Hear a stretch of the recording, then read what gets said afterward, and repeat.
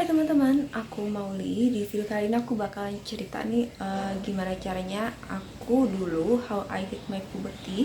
Aku bakal mulai dari SD. Jadi SD itu aku sebenarnya waktu dari kecil aku emang selalu berkutat dengan masalah gigi gitu. Kayak aku sering banget pergi ke dokter gigi hanya untuk kayak cabut karena gigi aku tuh kayak gampang gigis gitu loh, kayak gampang bolong dan harus dicabut. Sampai akhirnya aku nggak ngerti gimana, pokoknya gigi aku itu agak maju gitu. Jadi bukan yang kayak tonggos-tonggos banget tuh enggak, tapi dia tuh emang sedikit lebih maju tapi nggak maju-maju banget gitu loh. Jadi akhirnya aku sering dapat bulian waktu SD dan itu kayak ngebuat aku kayak ya ampun, begini banget sih, padahal aku pun juga nggak ingin tuh terlahir kayak begitu, cuman keadaan aja. Sampai akhirnya untuk pertama kalinya aku pakai behel itu SMP aku pakai behel, tapi pakai behel yang lepas pasang. Jadi kalau habis makan kalian bersihin gitu loh, kalian ngerti. Dan itu kayak berlangsung sampai aku kelas 1 SMA. Nah di kelas 1 SMA itu kayaknya umur aku masih 15-16 gitu. Dan umur 15-16 tahun ini ada fotonya aku tuh emang mungkin kayaknya suka selfie ya. Jadi itu pertama kalinya selfie pakai HP Sony Ericsson. Jadi masih ada embel-embel Ericssonnya dulu. Yaitu fotonya tuh kayak di kursi kita foto gitu pokoknya. Terus dan sebenarnya masih banyak lagi foto-foto yang lain, kayak foto di meja belajar tuh kayak pokoknya foto-foto alay gitu. Masih zaman kecil banget. Sampai akhirnya itu masih dengan rambut yang selalu pakai poni dan potong pendek gitu karena aku suka banget sama Dora dan adikku suka nonton Dora. Akhirnya aku selalu seperti itu potongannya sampai aku umur 18 tetap seperti itu. Dan di umur 17 ini fotonya membedakan, mungkin rambutnya lebih panjang aja. Dan cuman seingat aku waktu aku kelas 2 SMA itu aku udah beraniin diri untuk ngelepas behel aku yang lepas pasang itu. Dan ya ini ada juga foto waktu umur kayaknya 17-18. Oh ini berarti seharusnya aku sudah kuliah. Waktu itu aku kuliah di Jogja dan di sini aku ada yang rambutnya panjang nih. Dan disitu aku foto itu pertama kalinya aku punya jerawat. Aku waktu itu mengabadikan tuh jerawat, tapi jerawatnya tuh kayak ada satu terus hilang gitu. Dan ini tuh kayak foto-foto di kos gitu loh. Tuh aku masih pakai batik, itu batik yang aku beli di pasar Beringharjo, aku masih ingat. Tuh ini aku foto-foto sampai akhirnya di usia-usia segitu aku kayaknya bosan rambut panjang. Soalnya di Jogja tuh panas. Jadi aku waktu itu potong rambut nih, ini yang pakai baju pink. Aku potong rambut masih aja pakai poni, pokoknya masih pakai poni terus. Waktu itu ke kampus kayaknya cuma pakai kayak apa sih, pelembab, bedak tabur, terus pakai, udah nggak pakai apa-apa. Dan waktu itu kayaknya aku belum kenal makeup tapi aku udah suka gitu loh, kayak aku ngerti ada lipstick, ada eyeshadow kayak gitu. Cuman nggak aku pakai ke muka karena aku belum terlalu ngerti buat apply ke muka gitu. Karena di kelas aku juga ada cewek yang dia tuh kayaknya suka makeup, ada pokoknya temen aku. Tapi aku cuma pakainya itu aja, cuma pakai pelembab dan bedak aja ke kampus. Aku ingat lagi itu waktu aku masih kuliah, kayaknya aku masih minus 1,5 deh matanya, masih minus 1,5. Ada aku pakai kacamata untuk ngeliat jarak jauh, cuman aku pakai hanya untuk ngeliat aja. Jadi nggak aku pakai untuk daily setiap hari gitu. Dan jadi kalau aku selfie aku pasti lepas karena aku masih nggak nyaman gitu loh foto pakai kacamata. Sampai akhirnya aku beralih ke softline itu 2000 berapa ya, di 2015 akhir. Dan kalau dulu sih ya waktu aku masih SMA gitu, rambut aku kan ini agak gelombang, jadi aku sering kayak catok-catokin sendiri gitu. Jadi justru waktu aku masih kecil itu kayak masih umur-umur di bawah 5 tahun tuh rambut aku kayak keriting banget. Cuman semakin aku tumbuh-tumbuh kayak rambut aku nggak sekeriting pada saat waktu masih kecil gitu loh. Kayak akhirnya dia kayak gelombang ikal biasa gitu. Jadi aku punya sahabat aku ini tuh dia benar-benar yang sangat peduli akan tentang tubuh dia dan diri dia gitu. Jadi aku tuh diajarin kecantikan, kayak diajarin menata rambut. Jadi aku tuh waktu itu dikasih catokan sama dia buat rambutnya dicatok gitu. Terus dia 9, terus aku diajak untuk pergi ke salon ke 9, sampai aku dibayarin sama dia. Dia tuh benar-benar baik banget. Dan dia itu mukanya mirip banget kayak Dokter Raisa Broto Asmoro kalau kalian tahu. Cuman bedanya cuma di hidung dan rahang aja deh kayaknya. Kayak selebihnya tuh banyak miripnya gitu loh muka. Dia tuh punya mata yang bagus banget sahabat aku. Dan aku kayak aku pengen banget punya mata seperti itu gitu. Dan dia bibirnya seksi sih menurut aku.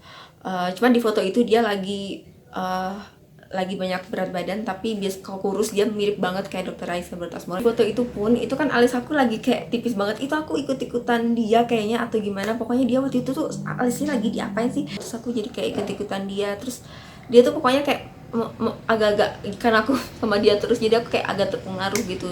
Terus kayak aku diajakin buat apa sih namanya, luluran, scruban kayak gitu, kadang-kadang di rumah dia atau di salon juga gitu. Soalnya kayak standar cantik orang Indonesia tuh ya, di mata cowok Indonesia, tapi nggak semua cowok juga itu kan. Kalau cewek cantik tuh katanya yang kulitnya tuh putih, yang cerah gitu. Sebenarnya nggak harus seperti itu sih. Dan di zaman-zaman di umur-umur aku segitu itu kayak dulu kayak pengen memutihin badan paling ya kita pakai hand body gitu aja kan. Cuman kalau sekarang itu kayak udah zaman tuh udah makin gampang banget, dan produk-produk kecantikan pun juga udah banyak. Cuman yang aman yang kayak gimana nih, yang udah terdaftar di BPOM yang kayak gimana nih. Jadi aku punya solusinya. Di sini aku lagi pakai nih. Ini produk dari Scarlett Whitening. Jadi ini seminggu ini aku lagi pakai ini banget, dan aku ngerasa emang ada perubahan di kulit aku, dan ini beneran yang terjadi di kulit aku ya. Jadi produk dari Scarlett Whitening ini tuh dia ngandung vitamin E dan glutathione yang bisa mencerahkan, melembabkan serta menutrisi kulit kita. Jadi dan dia ini sangat aman, dia udah terdaftar di BPOM, jadi kalian nggak perlu takut, nggak perlu kayak nanti kulit kalian kenapa-kenapa, karena ini juga udah banyak banget yang pakai.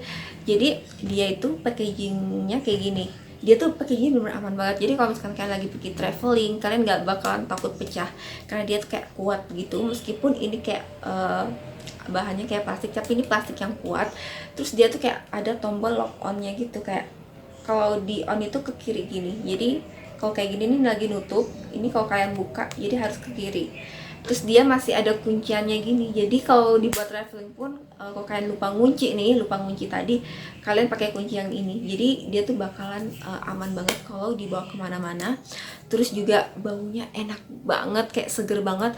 Jujur kalau body scrubnya yang paling aku suka baunya ini, karena ini cucumber dan bener-bener kayak mentimun yang segar gitu pada saat mandi. Terus dia punya kayak bulir scrub yang halus banget di dalamnya, sehingga pada saat kita mandi ini tuh bener-bener memaksimalkan pada saat kita ngebersihin kulit kita juga. Jadi kayak lebih halus gitu loh hasilnya. Terus kalau untuk si body lotionnya ini emang wanginya wangi banget kan. Aku pernah cerita berkali-kali di video kalau aku itu tangannya gampang berkeringat. Jadi kalau tangan berkeringat, kaki aku pasti berkeringat gara-gara aku mencium bau yang terlalu menyengat, kayak bau parfum yang terlalu menyengat, atau bau minyak kayu putih, bau minyak telon. Nah, jadi dia ini baunya bener-bener wangi tapi nggak yang terlalu nyegrek banget, dan kalau dipakai dia tuh gampang banget meresap dan gak lengket sama sekali. Itu yang aku suka. Jadi bagi kalian yang punya problem kayak tangannya gampang keringetan, kalian nggak perlu khawatir.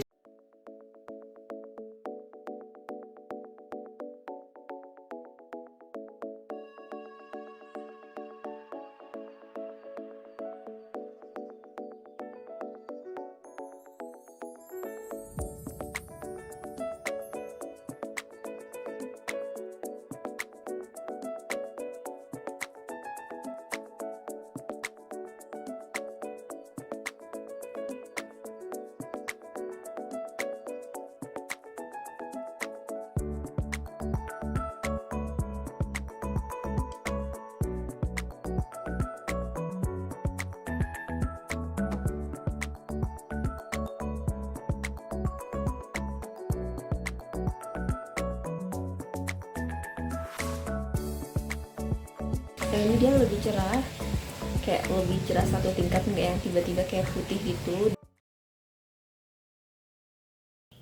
Sekali lagi, produk dari Scarlett Whitening ini semuanya aman, dia udah terdaftar di BPOM, dan kalian nggak perlu ragu lagi, nggak perlu takut kalau mau nyobain, dan kalian bisa rasain khasiatnya. Kayak sebenarnya perubahan setiap orang tuh beda-beda. Sebenarnya intinya bukan harus putih, tapi lebih yang kecerah, tapi cerah yang sehat gitu. Jangan hanya mengejar putih, tapi ingat, kalian jangan hanya memperhatikan kayak kecantikan terus gitu loh, kayak dalam artian inner dan outer beauty kita pun juga harus baik, harus balance juga. Karena kan gak bagus juga kalau misalkan kalian bagus nih orang cantik, tapi kalau kerjaannya ngomongin negatif orang, selalu negatif terhadap apapun hal, ataupun selalu ngomongin keburukan orang di belakang, ataupun kita suka ngegosipin orang-orang yang gak jelas kayak gitu, buat apa gitu. Kayak kecantikan kalian itu nggak balance dengan perilaku dan sifat kalian. Jadi semuanya itu harus balance, nggak hanya di luar tapi juga di dalam. Kita juga harus punya attitude yang baik, karena cantik tapi kalau attitude-nya nggak bagus juga sama aja, buat apa gitu.